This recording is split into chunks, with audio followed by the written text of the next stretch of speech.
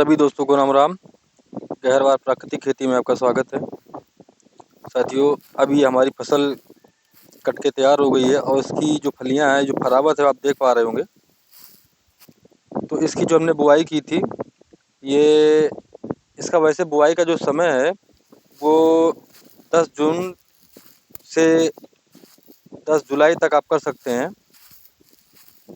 पर जो हम बुआई करते हैं वो हम करते हैं मई में, बारिश से करीब 1 महीना पहले करते हैं, जिससे कि बारिश आने तक हमारे पौधे कम से कम 1-1 फुट के हो जाते हैं।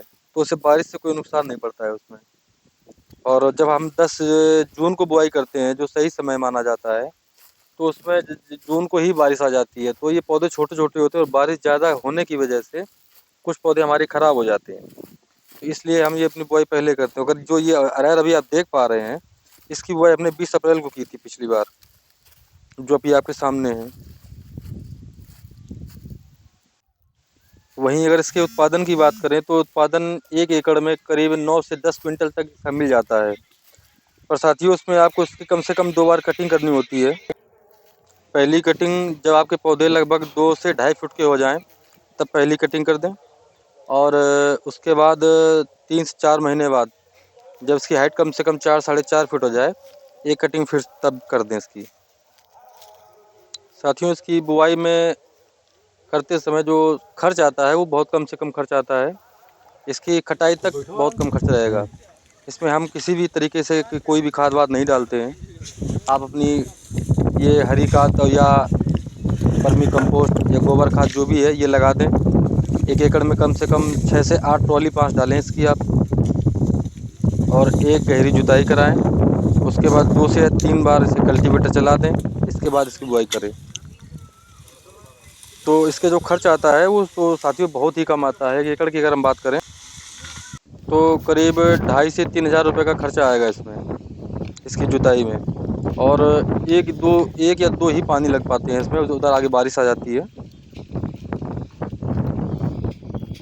इसके अलावा इसमें ऐसा कोई खर्चा नहीं है। हमने आपको पहले पिछली वीडियो में बताया है कि इसकी जो कटाई और जो इसकी पिचाई जुराई है, ये सारी हमारी लकड़ियों के ऊपर ही होती है। ये जो जो भी लोग आप जोड़ते हुए देख रहे हैं, ये सिर्फ लकड़ी के ऊपर काम हो रहा है हमारा ये। इसमें हमें कोई खर्चा देना नहीं होता है। उसमें भी लकड़ी भी हमारी आती है, हमको बच जाती है। तो अगर वो लकड़ी हम जो बचती है हमको है वो उस पर हम बेच दें, तो उससे जो जुताई है वो भी निकल जाएगी आपकी। तो ये मान सकते हैं कि ये आपका लगभग फ्री तैयार होता है पूरा, ये इसमें कोई खर्चा नहीं आने वाला आपका है। तो दोस्तों, इसके साथ हम एक फसल और ले सकते हैं। जैसे पिछली बार हमने अरहर के साथ में मूंग की फसल ली थी, इसके साथ आप मूंग की फसल ले सकते हैं और ज्वार या जुंडी की फसल इसमें ले सकते हैं आप, जिसका आपको अरहर में कोई नुकसान नहीं आता है और आपको एक अतिरिक्त फसल मिल जाती है। हमने इसमें मूंग की फसल ली थी, 1 एकड़ में 3 कुंटल मिल गई थी हमको, जो कि बारिश में फंस गई थी हमारी, नहीं तो और अच्छा उत्पादन मिल जाता हमको। अब इसमें अगर हम अपने प्रॉफिट की बात करते हैं तो जैसा कि हमने बताया 9 से 10 कुंटल का उत्पादन हो जाता है 1 एकड़ में है। तो वो आपके यहाँ पे भाव जो रहता है उसी के हिसाब से आपको फ़ायदा होगा। पर हम जो अपने यहाँ बेचते हैं, इसे हम दाल बनाकर बेचते हैं, जिससे कि हमें अतिरिक्त लाभ मिलता है। हमारी दाल 200 रुपये किलो भी जा रही है और हमको करीब इसमें 6 से 7 कुंटल दाल मिल जाती है। अगर 6 कुंटल भी मान लेते हैं तो 6 दूनी बार 1,20,000 की हो जाती है हमारी ये। और जो वेस्टेज बचता है दाल का, वो भी हमारा 25-30 रुपये किलो बिक जाता है।